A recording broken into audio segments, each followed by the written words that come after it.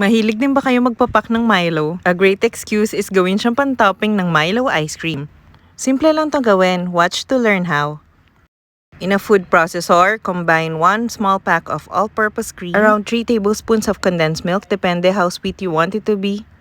Then I put 6 tablespoons of Milo powder. Blend until smooth and well combined. Scrape, taste, and adjust the ingredients according to your preference. Then blend again for another minute. Once done, transfer it in a container. Nilayer ko nga pala with Milo powder para mas masarap. Ayan, tinaktak ko na lang para mag-spread. Pwede nyo rin tong isift. Hindi ko na siya ginawa kasi medyo makalat. Maliit lang kasi yung container na ginamit ko. Pantayin lang yung top para mas presentable and finish off with Milo powder. Cover and freeze overnight. Ayan, ready na ang ating Milo ice cream. Actually, itong flavor na to, ni-request sa akin ng daughter ko. Siya na yung nagde-decide kung anong flavor ng ice cream yung next namin gagawin. Mas masarap to lagyan ng Milo powder on top. And kung meron kayong Milo cereal balls, mas masarap para extra crunch.